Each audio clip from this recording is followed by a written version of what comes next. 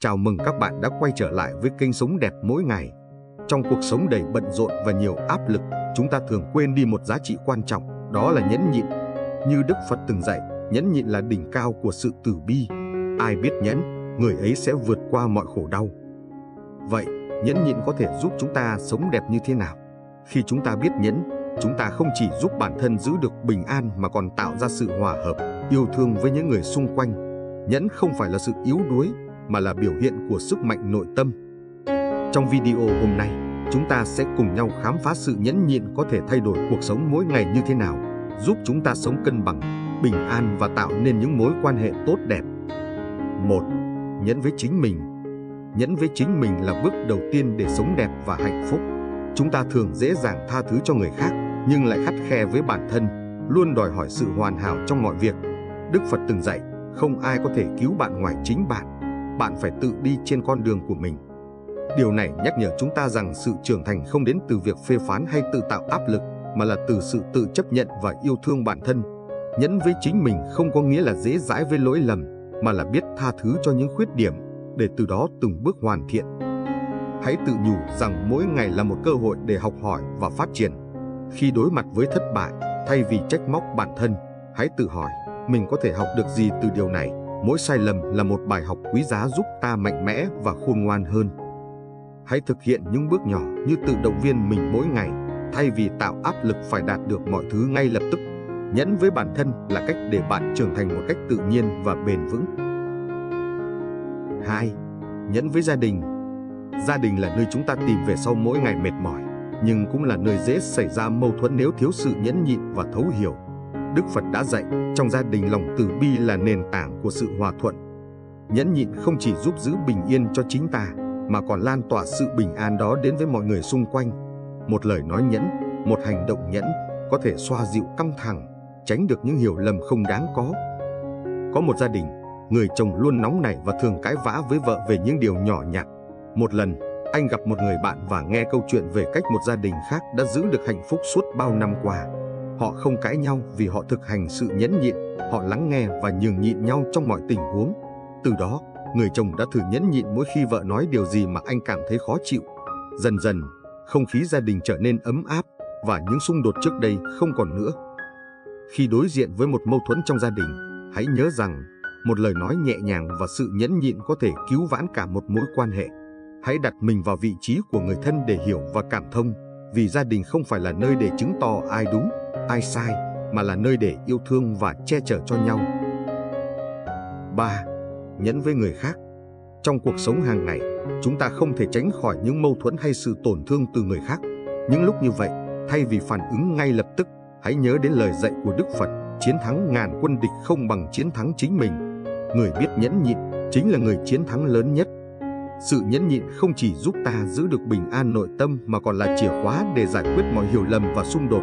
Từ ngàn xưa đến nay, bậc anh hùng nào thiếu chữ nhẫn mà vang danh đâu.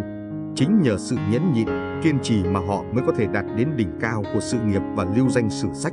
Nhẫn không phải là sự yếu đuối, mà là biểu hiện của trí tuệ và lòng dũng cảm. Họ nhẫn để chờ thời, nhẫn để tích lũy sức mạnh, nhẫn để vượt qua nghịch cảnh.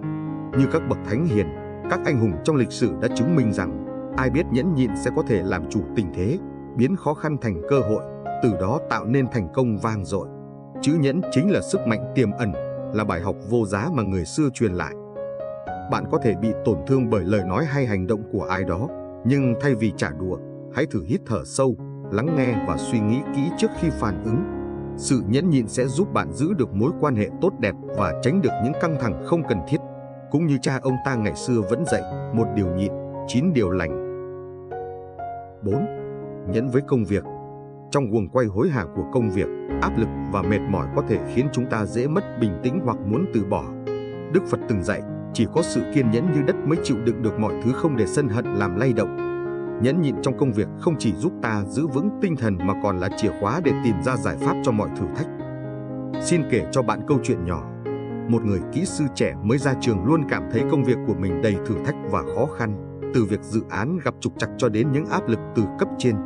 Nhiều lần anh đã muốn từ bỏ, nhưng rồi anh nhớ đến lời khuyên của người thầy cũ, kiên nhẫn là con đường ngắn nhất đến thành công. Anh quyết định đặt ra kế hoạch rõ ràng, từng bước giải quyết từng vấn đề nhỏ. Dần dần, những thử thách tưởng chừng như không thể vượt qua đều được giải quyết và anh trưởng thành hơn trong công việc. Hãy dành thời gian lên kế hoạch chi tiết và giữ sự kiên nhẫn khi công việc không như ý. Hãy nhớ rằng sự phát triển trong công việc cần thời gian và nỗ lực liên tục. Đừng để những khó khăn nhất thời đánh bại lòng kiên nhẫn của bạn, vì thành công chỉ đến với những ai kiên trì và biết nhẫn nhịn. 5. Nhẫn trong giao tiếp.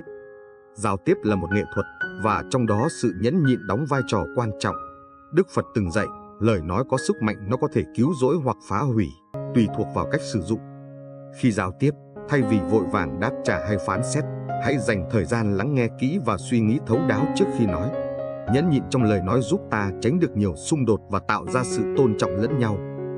Một lần, có một người đàn ông luôn nóng giận và thường xuyên tranh cãi với đồng nghiệp vì những điều nhỏ nhặt. Sau một thời gian, anh nhận ra rằng những xung đột không mang lại kết quả tốt đẹp nào, mà còn khiến mối quan hệ giữa anh và đồng nghiệp trở nên căng thẳng hơn. Anh bắt đầu học cách lắng nghe và nhẫn nhịn trước khi đáp trả. Khi ai đó nói điều gì khiến anh cảm thấy không thoải mái, thay vì phản ứng ngay, anh hít thở sâu và tự hỏi, điều gì là tốt nhất cho mối quan hệ này. Nhờ vậy, anh đã giảm bớt những mâu thuẫn và mối quan hệ với đồng nghiệp cũng trở nên tốt đẹp hơn. Khi cảm thấy nóng giận hoặc không đồng ý với ai đó, hãy tạm dừng một chút và tự hỏi, điều gì là tốt nhất cho mối quan hệ này. Lắng nghe không chỉ là một hành động của sự nhẫn nhịn mà còn là biểu hiện của lòng tôn trọng đối với người đối diện.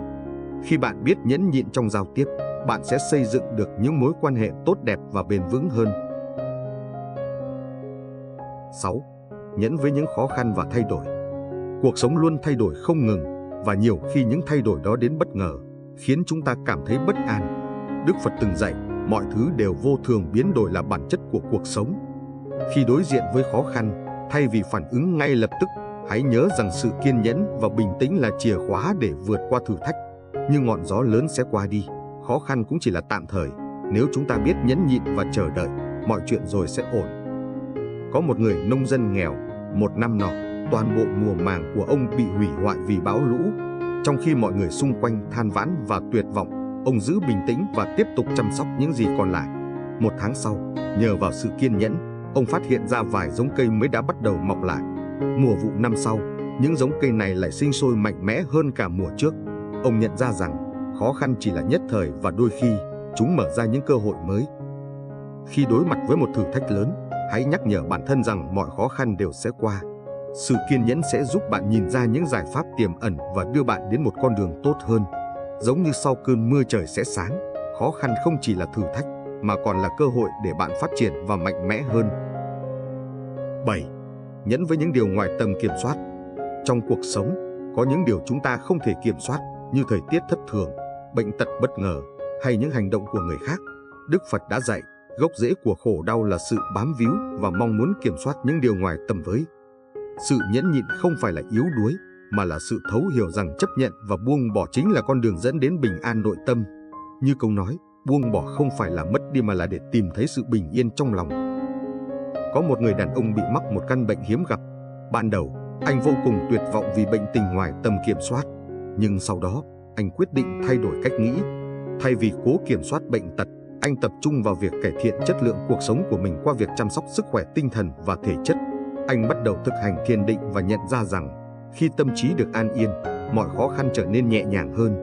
Bệnh tật không còn là gánh nặng, mà trở thành cơ hội để anh tìm thấy sự thanh thản từ bên trong. Hãy thực hành tư duy tích cực mỗi ngày và nhắc nhở bản thân rằng, chúng ta không thể kiểm soát mọi việc xảy ra xung quanh, nhưng có thể kiểm soát cách mình phản ứng. Thay vì cố gắng thay đổi những điều ngoài tầm với, hãy tập trung vào những gì bạn có thể làm tốt hơn. Buông bỏ không có nghĩa là từ bỏ, mà là để tâm mình được nhẹ nhàng hơn. Nhẫn nhịn là một phẩm chất quan trọng, không chỉ giúp chúng ta đối diện với những khó khăn trong cuộc sống mà còn giúp tạo nên sự bình an, hạnh phúc trong mối quan hệ với chính mình và người khác. Dù là nhẫn với bản thân, trong công việc, gia đình hay với những điều ngoài tầm kiểm soát, sự kiên nhẫn sẽ giúp chúng ta vượt qua mọi thử thách và giữ cho cuộc sống cân bằng, nhẹ nhàng hơn. Hãy nhớ, mỗi ngày sẽ trở nên đẹp hơn khi chúng ta biết nhẫn nhịn. Nhẫn nhịn không phải là sự yếu đuối, mà là sự mạnh mẽ trong việc giữ vững bình an giữa những thử thách và biến động của cuộc đời. Tôi khuyến khích các bạn hãy áp dụng sự nhẫn nhịn vào cuộc sống hàng ngày, và bạn sẽ thấy điều kỳ diệu xảy ra. Hãy để lại bình luận về suy nghĩ của bạn về sự nhẫn nhịn, hoặc chia sẻ những câu chuyện của riêng bạn. Đừng quên đăng ký kênh và nhấn chuông thông báo để không bỏ lỡ những nội dung hữu ích tiếp theo. Cảm ơn các bạn đã theo dõi và hẹn gặp lại trong video tiếp theo.